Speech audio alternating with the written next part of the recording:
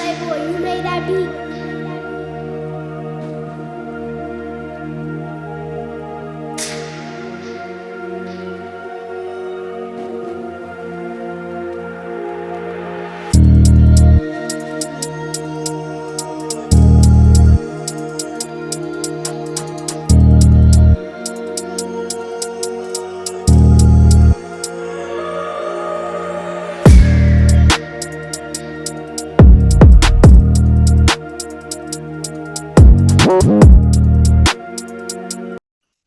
We back at it again on another Sunday with another special guest, a good friend of mine from Cole High School.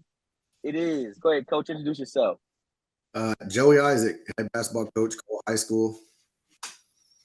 Coach, thank you again for allowing me to sit down with you and just talk high school basketball. I appreciate that, man. I always down to talk a little basketball. It's what we love and what we do. So always here to talk. And you're one of the ones doing it the right way and kind of making sure your kids, one, get to shine and you guys have the success you're having. And I know we always say it's not about the wins and losses, it's about the kids and making sure, we get them to the next level as much as the ones that want to go there. But you're definitely one of the coaches doing it the right way. And I appreciate that. And thank you again. I appreciate that. Yeah, we just, I truly believe if you're all about the kids and you want the kids to be as successful as possible and you want what's best for them, wins take care of themselves, to be honest with you. If you're doing things the right way and kids know you care, they're going to put it on the line. And it's like I tell the kids, like, we just got to do what we got to do. And the scoreboard has us up at the end of the game. We did what we were supposed to do. It's, just go out there and play your best and have fun doing it. And that's one of the great things that you brought over to Cole from Breckenridge, that attitude. And I think that's what kind of helped you guys have the success you guys had last year. And we can kind of go into that, but I want you to let the audience know just a little bit more about who is Joey Isaac a little bit, as far as I know you came from Breckenridge, but kind of give them a little bit more background. Yeah, I started my coaching career actually in Waxahachie, Texas, at Southwestern Assemblies of God. I followed one of my college coaches out there who took the AD job and head basketball coach. Was out there for a year. Before that, prior to that, I was coaching at a high school in Georgia. Grew up in Georgia, big Bulldogs fan. Unfortunately, we made the comeback, but didn't finish it off last night. But so, moved out there and then just realized that I like teaching kids basketball. I like that more than, college. I felt I was just trying to find the best kids and gel them and put them together, and not as much teaching going on as trying to get everybody just to play together. So lo and behold, my uncle was actually a former principal at Lanier High School in San Antonio ISD, and he was in the district office at that time, and he put me on the right track to get my certification started off. And my very first principal, may she rest in peace, Miss Marsh, love her to death. She gave me the opportunity. I started as a B team coach. Was a humbling kind of experience, thinking I'm not a big time college coach, but coming from the college atmosphere to high school. And I started at the B team, but I knew from, just growing up, you got to always work your way up. So I took it as a challenge and did the best I could under Coach Huey. And then Coach Bashan got a job, Corpus Christi Miller. He's been there for quite a few years and also been to the state tournament. Saying that, Coach Huey, the year before I got there, took Breck to the state tournament. So the next 3 years working under him was a lot of learning for me, and blessed to be in that situation. We got to the regional finals twice.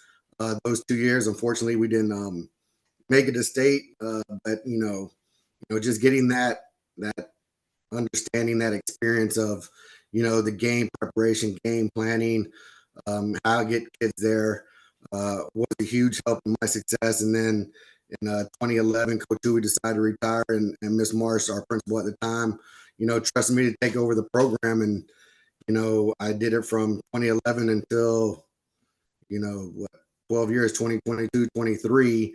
I never really thought I would leave Breckenridge High School. I spent my first 17 years there. At Brack, know a lot of guys. I was even already coming into coaching kids that, I've coached before and I was coaching their kids and, you know, really built a big family atmosphere there. So leaving there was probably for sure one of the hardest things I've had to do. And I was leaving a group of seniors that, were near and dear to my heart, as well as, like I said, I treated that place like they're my own family. They were my kids. And, being in SSD inner city, a lot of those kids aren't don't have fathers or don't have mothers or grandparents raising them, or they're just looking for someone to care. So, me and my family really took that in, and then Cole came up with the opportunity of a head job, and just blessed to be able to get that job, and now I'm starting my second year at Cole. And you did a great job taking on that responsibility of filling the shoes and just stepping in and kind of doing what you did. You went from the brag experience and you kind of what you bought. But I think what happened was I don't think people know how competitive you are. I found out last year. You take your you are very caring and you show the kids, like you said, a lot of love. But hey man, you want to win, just you want to win almost every game. And again, you do it in a way to where it comes off like, coach really don't care. But no, coach. Hey man, you're very competitive. And let's talk a little bit about that competitiveness you brought to Cole, and then kind of you guys going into the state tournament. Yeah, that that competitiveness comes with being the youngest of 7 kids. I was fighting for everything. I've got 3 older brothers that I've been chasing my whole life. 3 older sisters as well. But being the youngest of 7, I had to fight for food on the table. So if I was the last one there, I wasn't getting anything to eat. And then my brothers were both good athletes. I had a brother play at the University of Pittsburgh. He played baseball. My other brother played basketball and football around, and eventually became the all-time leading scorer in high school. So, that competitive comes from always chasing them and always wanting to be like them, to be honest with you. If it wasn't for them, if it wasn't for my dad always pushing us to be better. I mean, I don't know how many fights we've got into on the court outside in the driveway, but that competitiveness comes from because I always wanted to win, and I wanted people to be proud of me, So, I always had, brothers looking at me or chasing something. So, yeah, I love winning. You play to win, that's why we play the game. But, I think the kids see that passion inside of me. I tell them if I could step on that court with you, I'd be right there with you guys. But on the flip side, I also tell them, this has nothing to do about me. I don't score. I haven't scored a point since I stopped playing basketball. I ain't gotten a rebound. Everything these kids have accomplished is because of them. But we're going to go out there and fight. And if you're going to run through that wall, I'm going to be the first one to go through it. And you guys just come from behind. So I think the kids realize that I'm right there with them in the fight. You see me on the sidelines, not as much as it was this year. I'm getting a little older, but I'm in a defensive stance, sliding all over the place, talking to them, yelling help side, all kinds of stuff. Wish I could be out there playing, but I feel like if the kids see me giving it my all, what choice do they have but to give it their all? And I think your halftime speech at the state game, because if I'm correct, I know they outscored you, of course, the first half, but I believe the second half you outscored Hitchcock, if I'm correct, the second half last year at the state tournament. Yeah, I think so. We made a little bit of run in that second quarter. One of those, we took their best shot and they gave us a good one. Don't get me wrong, they gave us a good one. And we're never out of the fight. I don't know if it's the Georgia in me. If you watched that game last night, we're down 30-7. They're never out of the fight. They came back. Unfortunately, they didn't win the game, but we always believe we have a chance to win. And I think I told them, like, the stuff they were getting in that first half, they're not going to get in the second half. We had to come out and be a little bit more physical. I think they pushed us around a little bit in that first half. And I really told Kenny and Logan, all those guys, hey, you can push back. Don't be scared to push back on them. And we started being a little bit physical. We started knocking down some shots, and shoot, man, I think we even got within 10 at one time, but just a little too late kind of thing. I mean, all the credit to Hitchcock. What they're a great team, great talent, great coach. I mean, I wish we'd seen them in the finals instead of the semifinals. Yeah, that would. I definitely believe you guys would have, played whoever played that first game between those two teams. You guys would have weathered, I think, a better game and been a little bit more well prepared to take that punch that Hitchcock threw at you the For first sure. half. But again, I think that competitiveness and the way you kind of calmed the boys down, it showed at that game. I believe. You know what? No, I'm gonna go back. I'm gonna go back. I believe one game, the Post game. You guys were. I don't know. People knew, but you were in almost trouble there going against Post, right? Yeah, we were down at half. Memory serves me correctly. James picked up either 2 or 3 fouls in the second quarter, and James was he was the engine, man. He made us go, and so just like I told the guys, weather storm, keep it close. Once we get back to full strength in the second half, it's full go, and we'll get back in this game, and they're not gonna know what hit us. And lo and behold, James just literally made up for missing the whole second quarter by taking over the third quarter, giving us the lead, and we held on to the lead at the end in that regional finals game. Yeah, that was another good game. You guys had some tough games. I don't believe any. You're even though you had a great team, they didn't make it easy for you getting to the state tournament. I think every game was challenging because even the game before that was against Christi London, and that was a nail biter of his own, right? If I'm correct, and if it wasn't for Asian, you guys would have been knocked out again right there, right? Yeah, buzzer beater at the end of the game. Man, I tell you, I can't tell you how many of those I've been a part of. I don't know if it says we can't blow people out or what, but um, that was more a very emotional game. That's the team that knocked them out last year. So I knew emotions were going to be high. I knew at the very beginning, I figured we were going to start off a little slow. And one of the things I keep hearing about the London coach, he did a great job. And um, I don't know how many games I watched on Huddle, probably about 20, 25 of their games. And the defense he came out with, he didn't play that one time. So credit to him, he threw something out there that we weren't really prepared for. We have plays for it, but we didn't really practice against a 1-2-2, 3-2, whatever you want to call it. So we started off a little slow. Speaking of Asian, he missed a few layups there at the beginning of the game. Called a quick timeout, talked to him. Guys were kind of getting on him. I'm like, hey, guys, we're fine. We're fine. Like, don't worry about this. It's a long game. Asian's going to come back. He's going to do what he does, like what he's always been doing all year long. Don't worry about it. He was kind of getting frustrated. Asian's a guy that if you believe in him, the sky's the limit for that kid. He just needed someone to believe in him and show him a few things. And man, did he take off last year. And we ran we had to foul a couple times down the end. Logan hit some free throws, and we're down one with about 5 seconds left. I called James over. I said, run sideline break. If you don't have anything, if you don't have your options, take it all the way for a layup.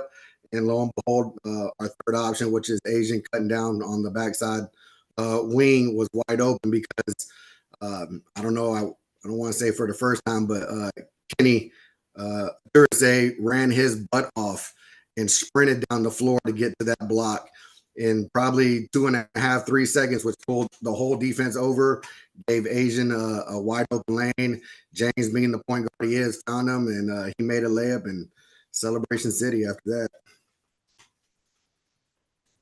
And that was the good part of it all, to again see them go through the adversity.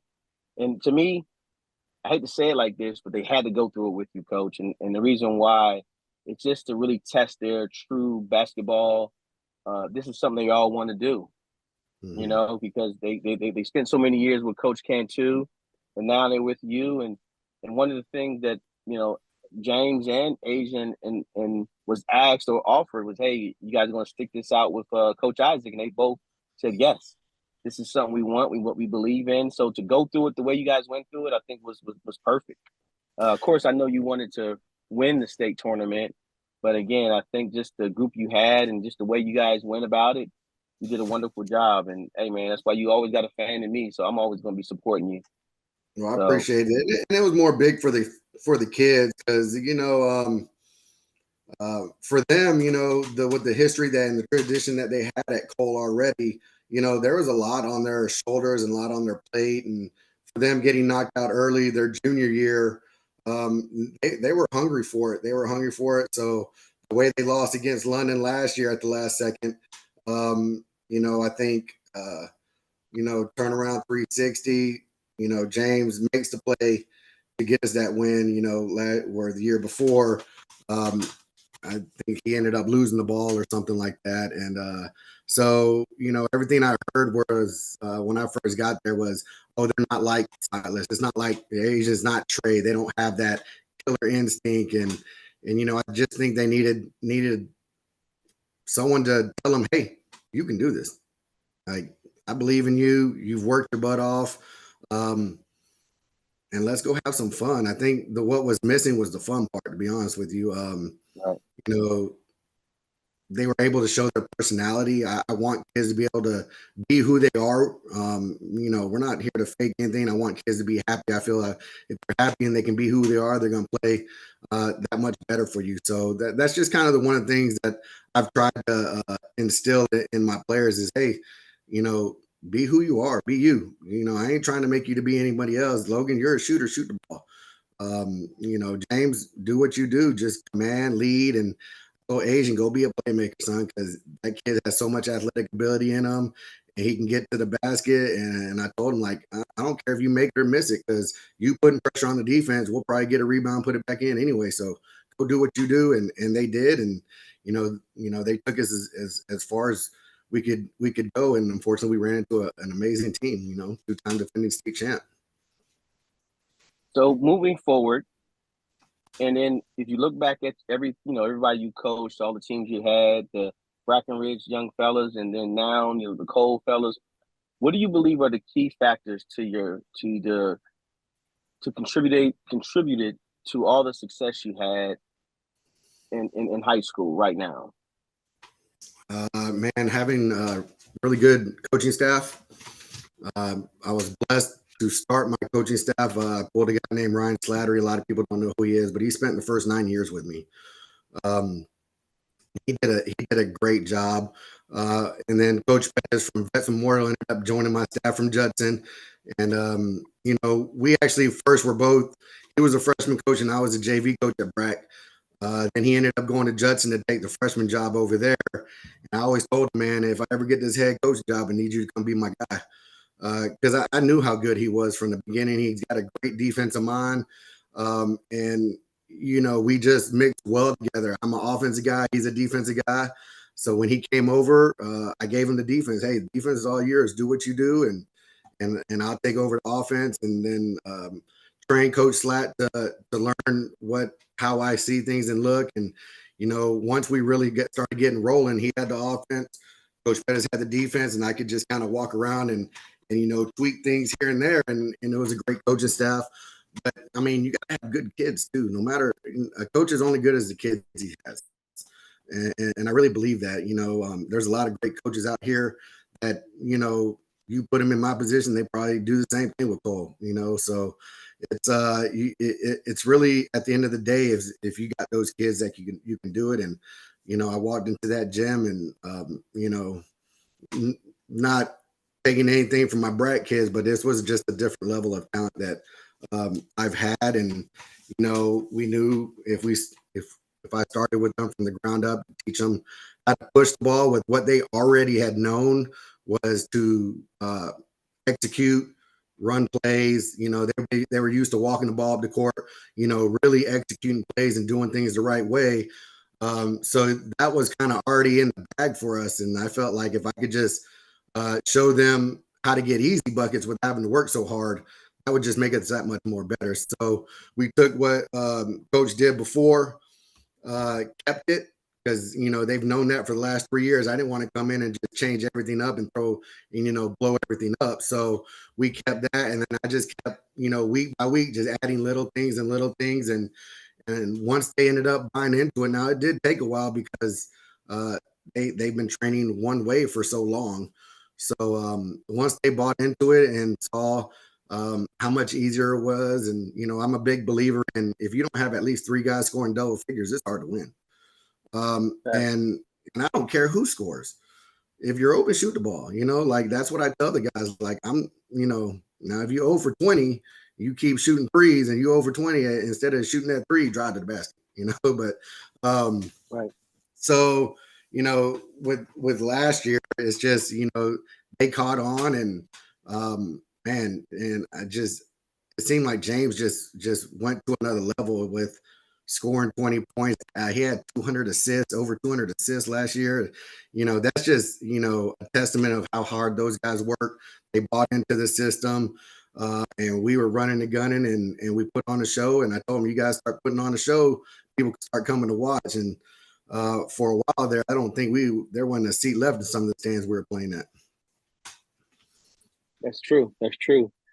So what's the biggest difference that you feel from the ISDs as far as San Antonio ISD and Fort Sam Houston ISD? What's the biggest things that you see are different there, where if you can go back, let's say you do 10 years there at Fort Sam ISD, you would go back and try to help San Antonio ISD, or vice versa?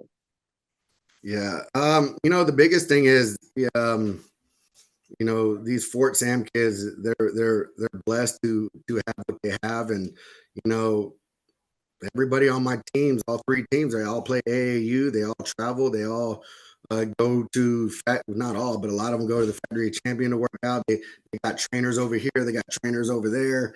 Where my black kids, like, I was trying to be honest with you, if Michael was on here, he'd tell you, I even had him come into Breck early in my career in the summer to train my guys.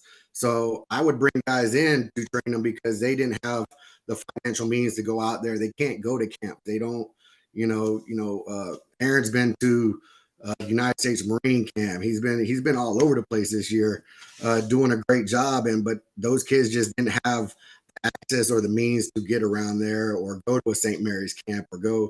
I mean, these camps are running $250 to $400. And unfortunately, those guys, they couldn't afford it. So I was trying to bring, trainers in to help them during the summer. I'd keep the gym open 4 hours a day so they can get some work in. Especially when I was a lot younger and not married, I was in that gym every day, sun up to sundown, just trying to give these kids opportunity to get better. And so to me, that's the biggest difference. These kids, they have the means to get better, whereas the ISD kids, they want to get better, they just don't have the means for it. Yeah, that's why I say, if I wish sometimes I can go back and just do a little bit of things differently, as far as knowing when I know that information now, and I could definitely help out and do a little bit more. And that's why, again, that's why I try to bring this platform going forward to do some of those suggested things that you just said. So more to follow on that, Coach. Kind of like I was saying, when you say that, like, all my kids are blessed to have them all play AAU, where at Brack, maybe 1 or 2 because they're really good. So a lot of these AAU programs would scholarship them and help them out and figure out how to fundraise and help them. That's 2 out of the 40 some kids I had in my program. Right. The other 38 is the ones I was really working with to get better every day because they wanted to get better. And there's a lot of these little AAU teams that kind of stay in San Antonio that help out a lot too. So that helps, but they just don't get that notoriety or that travel experience or that the big AAU programs get. Right. That's true. That's true. So I know the HD Toros is one of the programs that are in the San Antonio ISD that help a lot of kids out in there. So shout out to those guys and what Coach Lou's doing, because he does a great job with that. I do know that. I will give Lou him does a credit. great job. Lou does a great job, and I have a little one coming up. I've already talked to Lou a few times about when he's going to start, younger kids again, because what I do know about Lou is he's a fundamental guy. He works on the fundamentals. He teaches kids to get better. It's not just the open gym type atmosphere. So, I would like my son to be coached, when he gets to that time. I think he's still a little too young to be traveling and stuff, but Coach Lou does do a lot for the inner city kids. He's a Lanier graduate, so he understands, where these kids come from. And Hey, Coach, can you share some insight into your coaching philosophy and the specific strategies or systems you have implemented that have enabled you and your teams to consistently win? yeah, man, I'm a big PGC guy. Not sure if you're familiar with PG college and kind of what they've taught. I started back in 2014, 2015.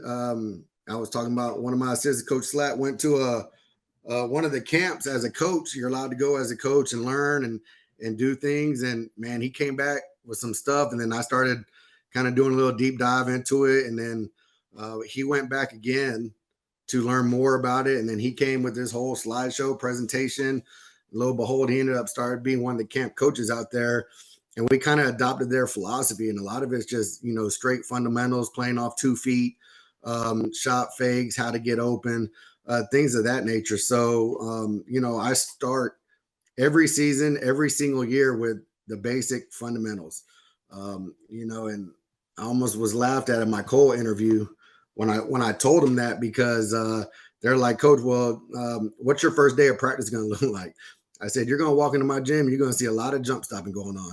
And they're like, Coach, you realize what kind of athletes you have? I said, I don't care what kind of athletes I have. I don't care how good they are. Even if they're Division I players, they still got to jump stop, and we still got to practice it, and we still got to learn it. So I always start from the ground up. The first 3-4 weeks is all about jump stopping and pivoting and shot fakes and, things of that nature. Cause, at Breck, we are never very big. I think my center, there was years when I was the assistant coach, we were 6'6", 6'7" every year, 2-3 of them. And then I think Coach Huey looked down the pipeline and didn't see those kids coming anymore and said, I think it's time to hand you the reins. So we had to learn how to play small ball. And, my biggest kid at the time was probably 6'2". And I was starting three guards that were 5'5", 5'7", and 5'8". So we had to learn how to get our shots off and get to the paint and drive and kick. And so that's kind of where that started from. And, ever since we kind of adopted that philosophy and that style of play, to be honest with you, I don't think we've not won 20 plus games. And it's just because I think we just start with the framework, building the building block of basketball is playing off 2 feet. You got 2 feet for a reason. A lot of guys go into the lane, jump off one, they get contact, they fall all over the place, where we're trying to get kids to play off 2 to initiate the contact. That way you're more powerful than they are. And, truly believe Asian really took off when he, really bought into that and started playing that way. I mean, he was so athletic, and his body was just, for a high school kid, he had a great athletic basketball body where he could just take contact and finish at the rim. So, these kids, when they buy into it, it really takes off. And like I said, it's about sharing the basketball too. I don't care who scores the points, but I know for sure I need at least 3 guys, because it's easy to stop 1 or 2. But when you have 3 guys that you got to worry about, and even your 4 and 5 guys on the team, if they can get to 8 to 10 points as well, you're unstoppable. And, the run we made at Brack, I had kind of the same group of kids that I did at Cole, to be honest with you. We just weren't as big, weren't as physical, but we were very, very talented. And unfortunately, that year we ran into Coach Clark and the Wagner Thunderbirds, who just cleaned house in the whole playoff. So I felt pretty good about myself in the 3rd round when, it was an 8-9 point game going into the end of the 3rd quarter, where they had blown everybody out till they got to state by, it was a 30-40 point game at halftime. So we stayed in the game, playing fundamentally sound and pushing the ball and not knowing, hey, it's whose time is it to shine? It could be anybody. And the best part is, and I don't care who our leading scorer is, because I would rather have a different person's leaders in scoring every game. I don't want to just focus on one person. I'm not just designing plays for one person. I want us to get to that team aspect to play together and share the ball. And if you're open, shoot the ball. And if it doesn't go in, well, at least we got a great shot. I don't want to shoot over people. I don't want to shoot over two people, because if we're doing that, guess what? Your teammate's wide open. So that's kind of where, we fit in, philosophy wise, is sharing the basketball, being fundamentally sound, because you're going to run into teams that are more athletic, more, not more, but bigger than you. And you're going to have to be able to play fundamentally sound basketball to beat them.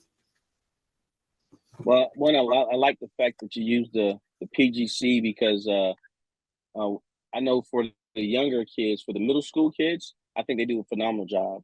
And they go back to what you just said. They teach a lot of fundamental stuff. So I love that philosophy, to where, though, hey, man, again, like you said, they used to actually be here in San Antonio. Would come to San Yeah, Antonio. they had one. They had one at Texas St. State. Mary's, and I think Right. the closest one is a San Marcos. And Right. fortunately, I've That's gotten to know some of the people there, and I'm able to send some kids to camp at a better better rate than what they're offering. right. Not a big cut, but a better rate. Right. So we had two of our kids, two of our freshmen from last year, go to it this year. So hopefully, I can keep trying to build that and send kids and grow that culture there, and that foundation of fundamentals at Cole. So that goes to the development. So how do you approach your development, since you talk about the younger guys? I'm talking about your freshmen, your incoming guys, your eighth graders. How do you approach that development, and what are some of the specific techniques and drills that you use to help these players grow?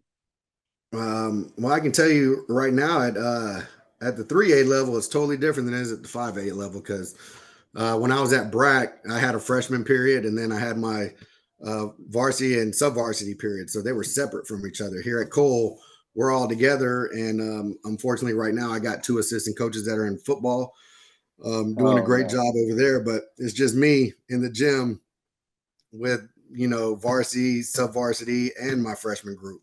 So good and bad, right? They're seeing that the freshmen are able to see what it takes to be a varsity player, how hard you have to work. And again, the plus side of what we do, because we start from the bottom every single year, they're getting the same thing the varsity's getting. Right. So that, what the varsity is basically retraining, they're learning. So Okay. they get to see a really great example for, like, Logan and Aaron and the returners that I have this year. Well, they went through it last year. So all these underclassmen are able to see these guys do the exact same drills as what the varsity are doing. So it's a quicker buy-in. They're seeing it hopefully done faster, better, and right. And it's just, one of those things. So they're practicing with the varsity every single day. So Okay. that development alone is huge. And then, we do got to pick up the little pace. And I just tell those guys, hey, stand next to me. You got questions, ask me. And then when you feel comfortable, jump in and start going. So, just trying to make them feel comfortable right now, because of how the setup is. If it was just a freshman period alone, that first couple weeks of jump stops probably ends up turning into about a month and a half of more fundamentals, more form shooting, more just uh, catch and goes, airborne receivers catching the ball in the air. That way you can go off either side 1 or 2 feet. You already don't have a pivot foot established, so you can go either way now. Things of that nature. So those are things I've always, since we've started this, started with our skill development. And then, once the season's done, I give them a few weeks off. And it was wild this year because we went so long. Usually we have about 2 or 3 weeks spring break, and then we hit it again. And man, it was like state championship or state games, and then spring break was already here. So, Right. which was a nice decompressed time for me, getting that week off after everything that went on. But then we hit the ground running again. And then we also do our off season lifting after school, because I truly believe, I have an hour a day to work with kids and get them better, skill wise, fundamentally wise, get shots up. And then we'll lift after school because, strength and conditioning, you can lift at any time. So I don't want to take away the hour I have of training kids to get better to lift weights. So that's one of the things I implemented last year. They had always lifted weights during the period. So I told them, the biggest thing was I got to get to know these kids, and I'm not going to get to know them in the weight room. So we'll lift weights after school. At Breck, I did it before school. Then we had, honestly, at Breck was a little different. My kids ran cross country in the morning. We lifted from about 7 to 7:30, and then we went straight into our athletic period because we had athletics in the morning. So we knocked everything out in the morning, so where they could do tutoring and whatever they needed to do after school. So it was a nice little schedule there. Here we have athletics after school, so we will train first, and then we'll go strength and conditioning in the weight room after school. So. And I remember that meeting. You told everybody that. Everybody was so disappointed. They didn't understand. They didn't understand the what you were trying to bring. They just didn't understand the change. But obviously, it worked out for your benefit. To where though, like you explained to me later on last year, you was just saying how the boys were a little bit more fresher for you, and you enjoyed having them more fresh going into the playoffs, and they weren't so tired and muscle fatigue. Yeah, so one of the things that I heard was they were lifting heavy and doing all those things, and it worked for them. I'm not taking away from nobody. Everybody has their own philosophy, their own way they do things, and I choose to do more of a CrossFit type muscle endurance workouts with my kids because to me basketball is a muscle endurance sport. I'm not just going for 10 seconds or 5 seconds. We're trying to play for 32 minutes. And if we ain't got a timeout or anything, we're going to play for 32 minutes. We got to be in shape. So the things we do are tailored in the weight room to 8-minute quarters. So we take that CrossFit type workout and we go rounds for 8 minutes. So their muscles are getting that 8-minute burn. We may not bench 350 pounds or squat 600 pounds, but we're going to be able to play and not get tired, and we're still going to be bouncy. We're still going to be increasing our verticals and things of that nature because of the type of workouts we're doing. I like to be strong, but once the season goes, I really tailor back my lifting towards that to give kids more rest time because, tournament season is at the beginning of basketball season. We're playing 20 games in like 3 weeks. You got a game on Tuesday, and then you're playing 5 to 6 games on the weekend. Game on Tuesday, 5 to 6 game on the weekend. Game on Tuesday, 5, 6 games on the weekend. Next thing you know, you're in district and worn out. So I try to give my kids a lot of rest.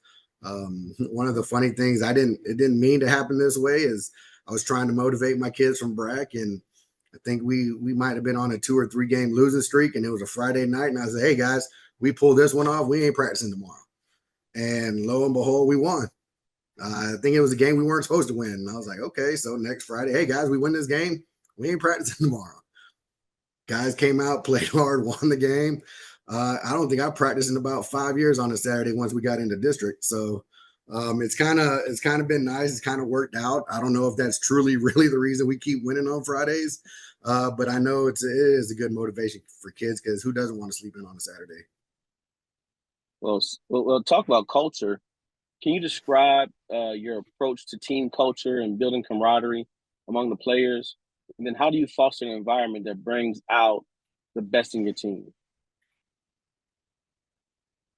Always interesting question, right? Because everybody has their own ways of doing things, and mine is more of I like to have fun. I like to have fun. I want the kids to have fun. Where I tell them once we get in between these lines, we're down to business. We're all work, and I'll be the first one to get after it. I wasn't able to do it as much last year, but I would sometimes even get in some of these drills and go hard and be like, this is how you should be working. If I can work this hard, you can work this hard. But these guys had a mentality of working hard. So it was more bringing out their personality, their character to that and having fun and competing and having fun. And they've been used to that, that grind of we're getting after it and it was working. And there was times I thought these kids were about to fight in practice. They were so competitive with each other. And we step off the court and I see them joking around. I see them playing around and laughing and hugging each other. And that's kind of what you want in your program. want to be able to laugh and joke around with the kids. I see them in the hallways. I'm not really talking about basketball. I'm asking about how their everyday life is. I'm joking around with them. I'm playing around, but they also know once Coach Isaac steps onto that court, Coach Isaac's about business. The same thing with friends. I got good coaching friends. Coach Vela, you had on not too long ago. We always joke around with each other because we've had battles back in the day. And that's one of the things I definitely miss is battling his Jefferson or his Edison teams. We met in the third round one year of the playoffs, and lo and behold, he got me that year. We ended up splitting in district, and he got me in the playoffs in the third round. But that's one of my good friends. But on the court, we're getting after it. Like you would think we were enemies, but like we tell each other we're enemies 2 days out of the year and friends the next 363 days out of the year. So they know once we step on that court, we're down to business. We're here to work, and we're gonna have some music playing. And I want to have fun. I want to be loose because I don't ever want to be in a situation where they're nervous or tight or anything like that. We come down to those late game situations, and I want them to be able to hit that shot. I want them to be able to finish or make a good decision. So not being so overly, robot, so to speak, where we're walking a straight line all the time, but to be loose enough to have enough fun to where we're still getting things done and still, finding ways to win, basically.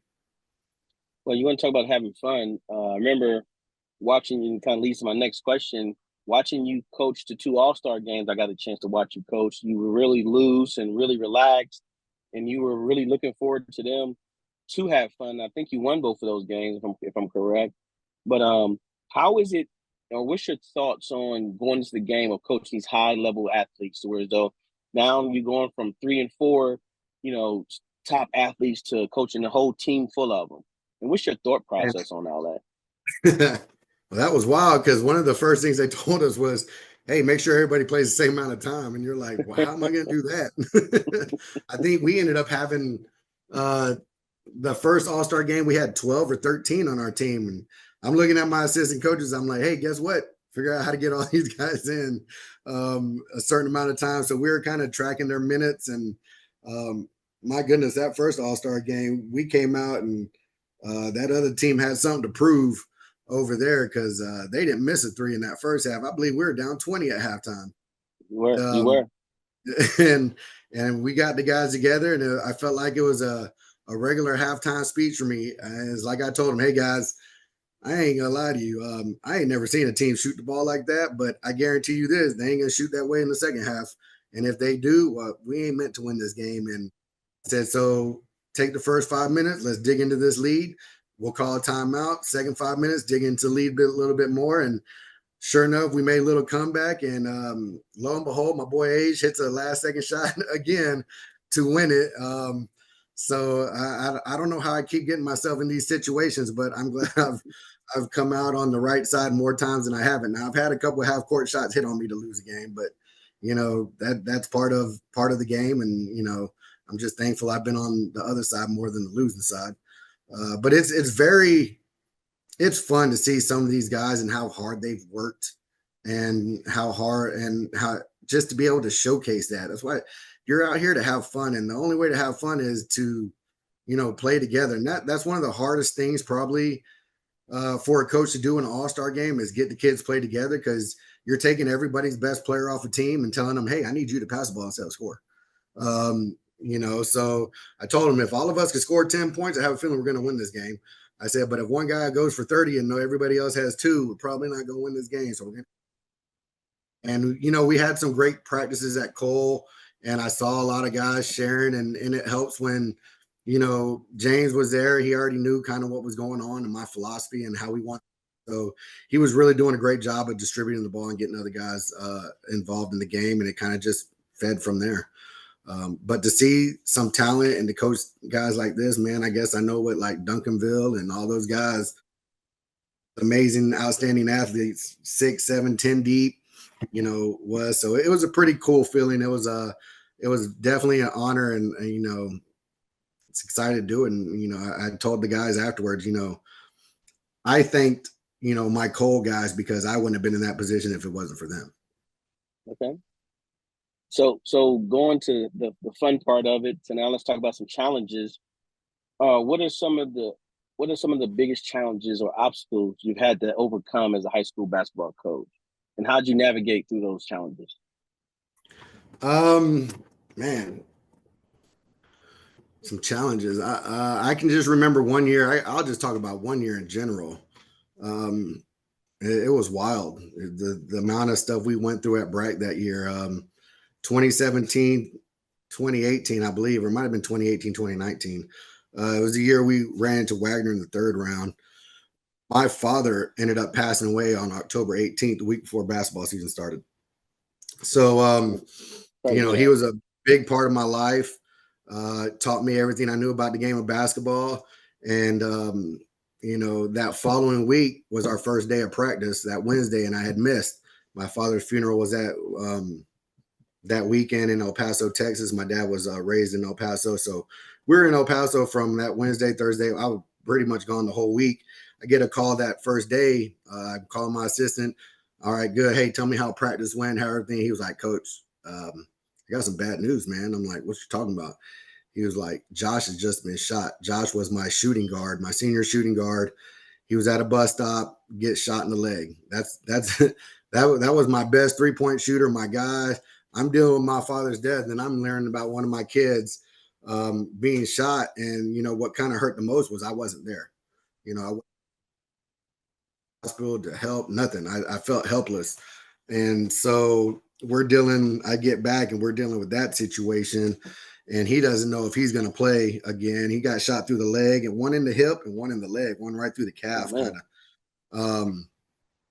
And this is the first day of basketball season, and we're expected to have a really good year. We had 5 seniors returning, and then my starting point guard was dealing with a heart issue as well at that time. So he had the myocarditis, the enlarged heart, and they weren't going to allow him to play. So doctors were saying, "You're not playing. You're not doing this." EKG came back.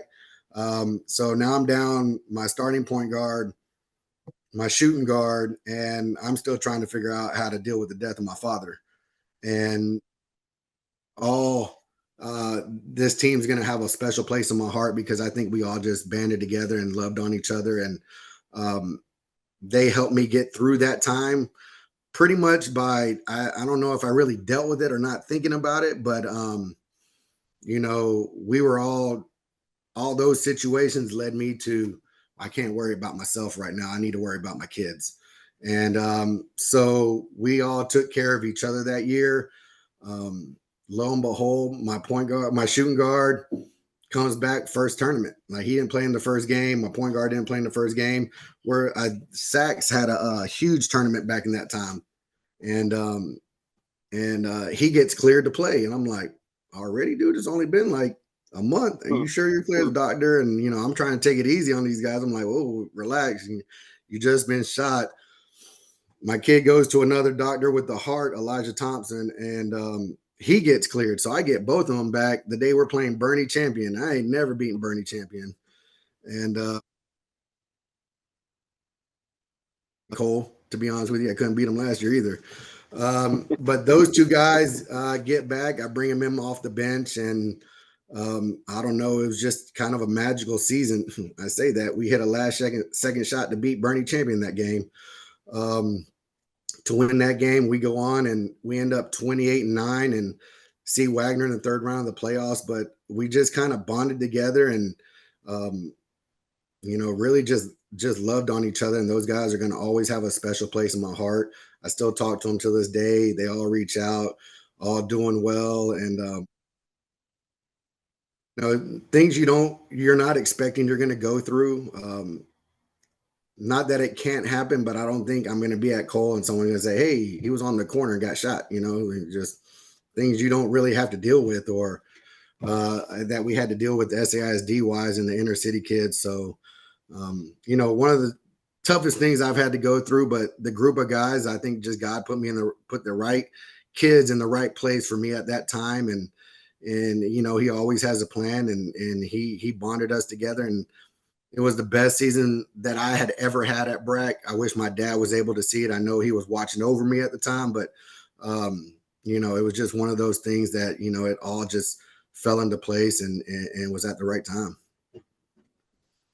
That's why I always say that, next to the military, for me, being a teacher, you guys show a lot of selfless service to your communities.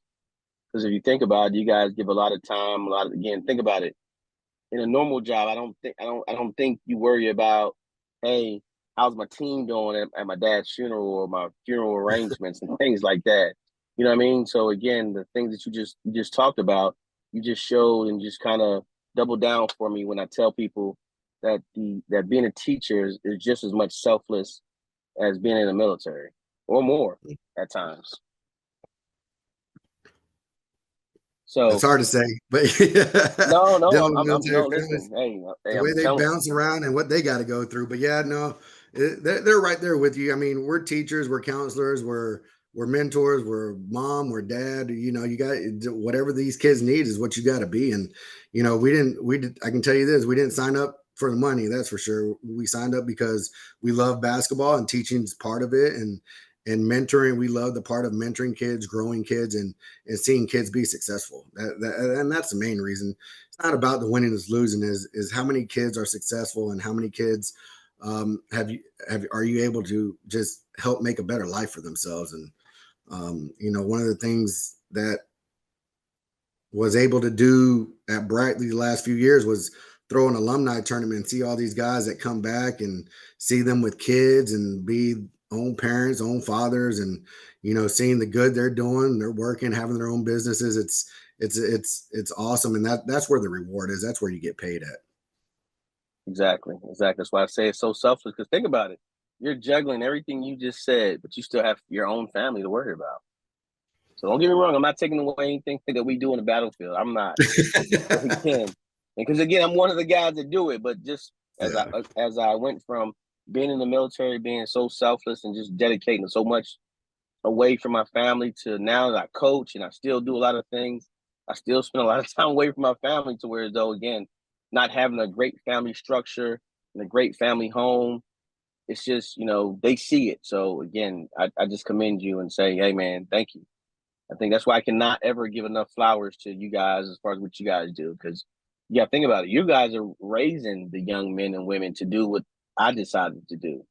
So Mhm. someone in my life told me, hey, look, being in the military was cool or whatever reasons I went to the military, but it started from someone like yourself. So Right. again, I just say, And you know, and us coaches are in this business because of a coach we ran into sometime during our career that made a huge impact us, and now I wanted to be like them and be able to touch facts. someone else's life. And you know, like you were saying about the family part, you know, I'm blessed that my wife is 100% on board with what we do. She was an athlete herself. She was one of the first players for Our Lady of the Lake softball team. Uh, she signed on an athletic scholarship over there at the inaugural season for them. So she understands what it takes to be an athlete, to be a coach's wife, because not everybody understands the amount of time and energy and the moods we're in, the mood swings we have. I'm coming home and she's I mean, she's bought in so much that she loves these kids just as much as I do. And you always see her at games. You see my kids running around the gym all the time. And it's like I told them, like, my kids are looking up to you guys, so I need you guys to be the role models for my kid. And I'm gonna show you what it's like to be a man, and I need you guys to show my kids what it's like to be you.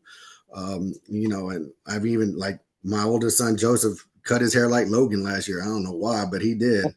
And but you know, those my kids look up to them, and that's an awesome feeling in itself. And you know, yeah, I even come home, my wife was like, all right, who we got this week? Let me see the film, let me see this. I'm like, I've already watched 3 hours of film, I ain't trying to watch no more at home. But she was like, no, I need to know what's going on, let's go. Because I, you know, she's 100% involved in the game, Yeah. and she loves these kids as much as I do. And when you find someone like that understands what you do, it makes it a lot easier. So let's.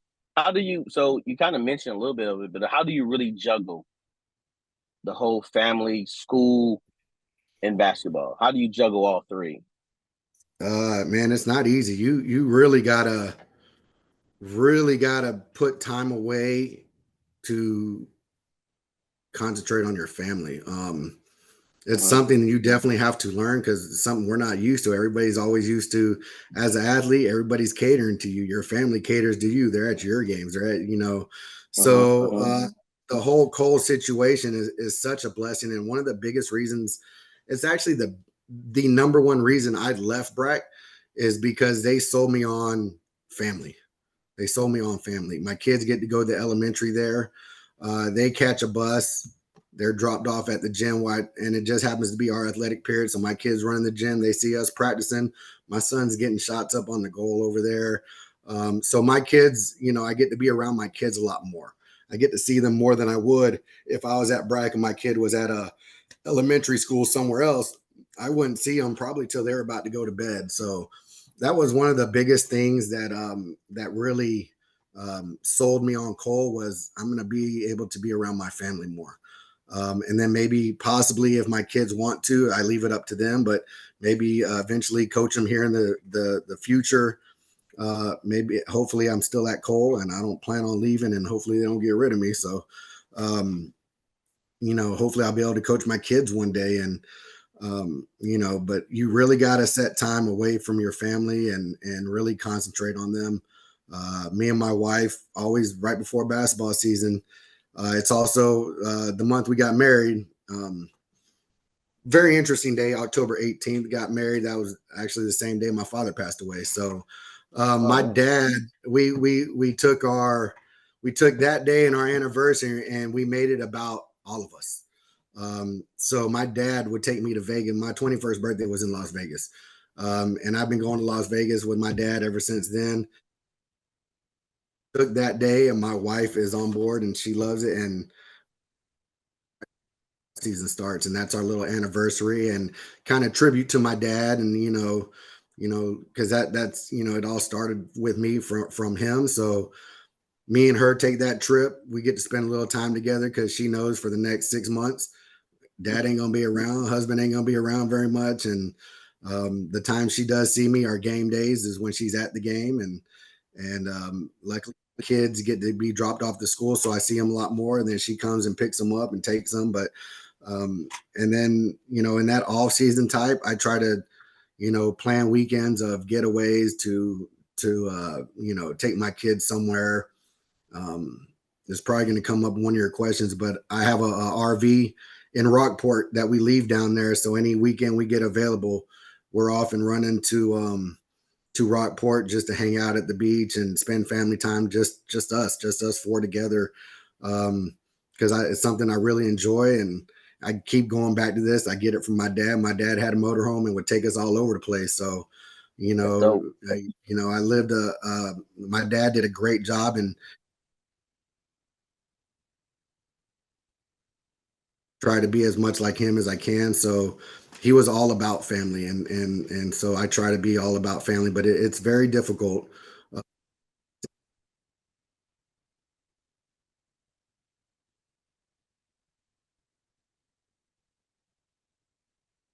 she supports me, she loves me, and you know that's all I can ask for. Oh, that's dope, coach. That's again, that again, like I say, selfless service, man. You got to do a great job. That's why I want to make sure I give you your flowers. I can't say that enough. All right, my last question, then we'll jump right into rapid fire. In reference to when you guys do game studies and game film time and making sure, but what do you help your players look at when you do film study? We did a something that I haven't really done with my brat kids because, again, different type of kid, right? Than what we have here. I didn't want to overload my kids at Bragg with information overload, and then they got on the court and it was just too much for them, and that's kind of what I learned early in my career. So we really broke down in certain things and worked on certain plays, but at Cole was a little different. They were used to getting all this information and processing information already. So we could take it a step further where we broke down. Coach Romine did a great job last year in building our scouting reports. And, with the way Huddle has everything, we get games. We try to get about anywhere from 8 to 10 games. you send them to Huddle Assist, and they break down the stats and everything for them. So I could tell James, hey, James, the guy you're guarding scores 20 points. He shoots most of his shots here from the left wing. He's 40% from this side. Let's try to keep him on this side of the floor. So I was really able to go more into depth and in detail and break it down that way with these guys, because it was something they were already kind of used to doing. And it made us so much better defensively. I think we maybe, and our goal is to give up 10 points a quarter. So 40 points a game is where we're trying to keep teams, because I always feel like we should be able to score more than 40 points a game to win a game. So we hovered around that 40 to 45 points a game average, and I think we ended up averaging 65 to 70 points a game this year. So just that breakdown of knowing who you're guarding and knowing who you're playing and what sets they run, we would break it down to, here's their out of bounds sets, here's their sideline out of bounds sets, or slobs and blobs, and these are their three main half court sets they're running, and we're going to try to take this away. Randolph would like to pass. We are really doing a great job of making sure they're not crossing our face to cut or back on a few times, but those are the type of things that we could do with these kids, because they were able to take all that information in, and so it really helped us out on really knowing who we had to stop. And the best part of this team, I believe, was we could shut down everybody's best player. James did a great job. James Sigum, basically, like, that's you. Right. Guy who was scoring 20 was going to score 5 to 6 points a game. So where are you going to make up those points from? And then everybody else, did their job and played their role, and we played team defense and helped out. And if you can keep teams to one shot, I think you have a great chance of winning every game. So we do a really good job of controlling the defensive boards if we can. Okay. Well, real quick, I'm gonna ask you. I'm gonna put you on the spot for 1 second. You got to answer. You can just say, "Hey, you don't want to." How you guys think you're gonna do this year? Going to the playoffs. Man, I think honestly we've added a few players here, so I think we have a really good shot of making a really good run. Okay. Our biggest thing this year is going to be learning how to play with each other, because we're all Right. new. Right. We don't have that chemistry, that experience that we had last year of those guys playing together. It was more just not learning a new system, but learning a different style of play to mix with the system you already learned. So now it's more of a, we're trying to figure out how to play with each other. And I think once we all buy into the team aspect of, I don't need you to score 20. I just need all of us to be on the same page. All of us take good shots and open shots. I think we have a great job of making another good run. And well, I'm gonna be my professional opinion about it is between you and Marion this year. I don't see you guys. One of you guys taking the district and then going all the way to the end. I'm counting on one of you two. I know Pope's going to be there. I really do know they're going to be there. They got some returning players, but I just see you two. Whoever comes out of your district is going to win it all. I believe will represent district. But it's the way everything's set up. It's going to be kind of weird, because to be honest with you, if Marion and Randolph win, then we go Division II. So Marion and Randolph will be Division I, and then we're Division II. So there's a likely chance of both of us making it there. But I tell you this: don't sleep on Great Hearts. They got a good little group over there, and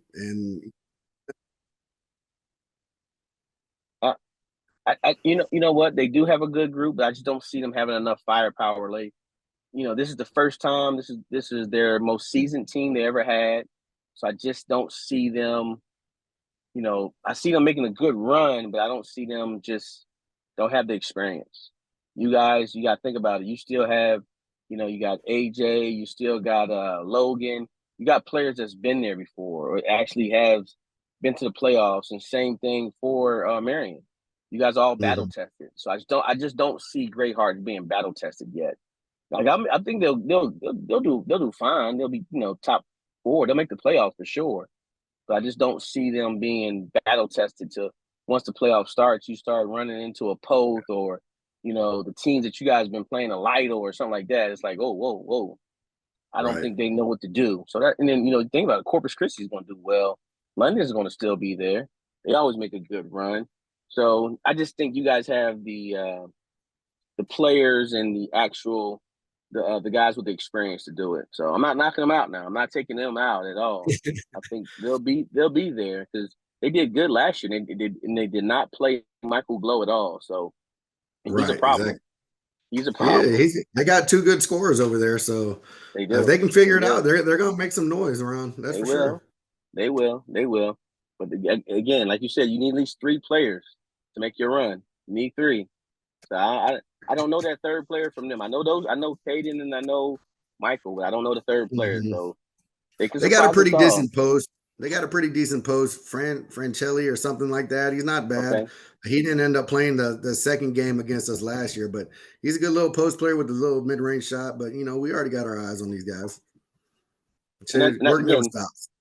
that's one thing. Again, you prove that's one thing you do a great job of scouting. So now I'm not. I know you're not looking past anybody. But here, let's jump into rapid fire, and I'm gonna let you wrap up your day with me. And I appreciate you again. All right, pizza or calzone? Ooh, calzone. Oh, really? Wow. Okay. Yeah, Hamburgers or hot dogs? hamburger. McDonald's or Burger King? Ooh, man. You know what? I'm gonna have to say McDonald's fries, but them Whoppers, boy, they something else. All right, all right.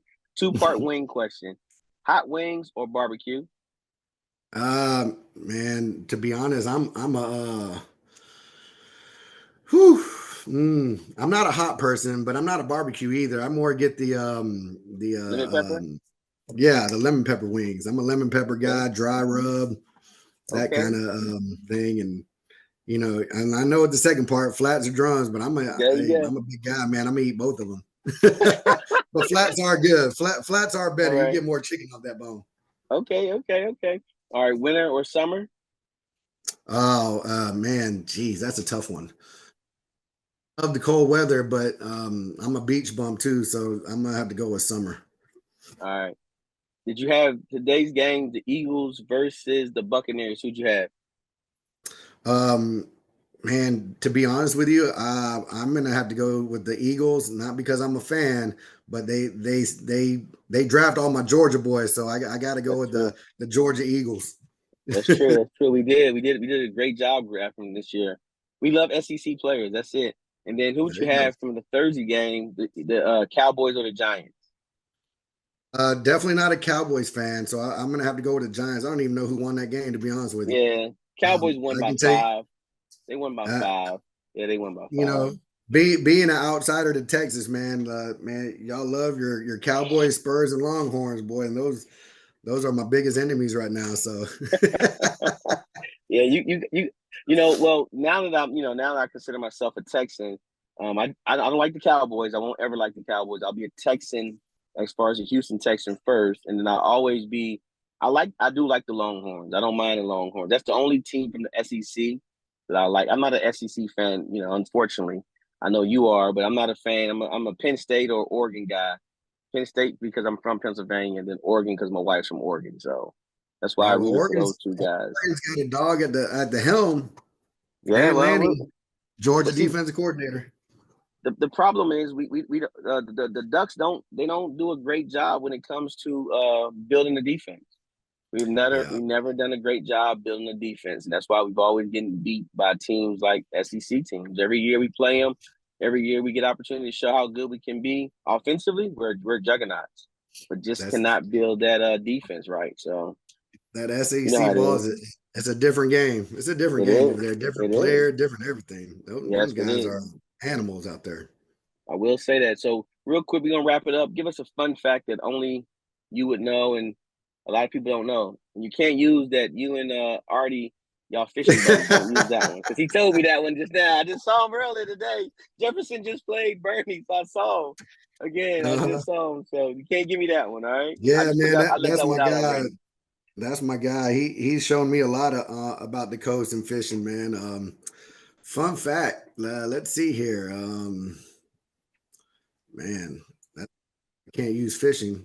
I tell you what, before I started fishing, man, I was a big time hunter, but basketball season kind of gets in the way. So I can only hunt about 2 days out of the year. That's Christmas Eve and the day Okay. after Christmas if my wife lets me. Those are 2 days I definitely got to be home for. But I love deer hunting. It's another one of my passions is deer hunting. What's your biggest buck Uh, you I've got? only gotten an 8 pointer. Like I said, Okay. I haven't been able to go out in a while, but I have a buddy that has a ranch in Brady. Coach Vasquez, he was actually my mentor teacher at Brack when I first got there. He's at Jefferson now with Coach Vela coaching football. But he's shooting these big old axis deer, so I need to get out there hopefully this Christmas and get me one of them axis deer. Okay. Well, hey, Coach, again, man, thank you again for allowing me to take you away from your Sunday and your family. And again, man, I'm gonna be in your gym, so I like what you guys have. Like I got a chance to sit down and talk to AJ already. I spent all summer with Logan Beckstrom, so Hmm. he was, oh man, that young man. Again, he's gonna be special this year. I think he's improved a lot. So both of those two at the helm, it's gonna be fun watching them. So I'm gonna be there. Yeah, and man, thank you for everything you do. And I don't know, I don't know if I got to tell you this last year. I hope I did. My memory's slipping. I'm getting old too. So, but thanks for taking me and my family in at Cole. I know you're a big part of James's life and part of the just Cole basketball history there for the last few years. So I appreciate everything you've done for us and for me and for the team and what you do for these young guys and getting their names out there as well. Because we always need.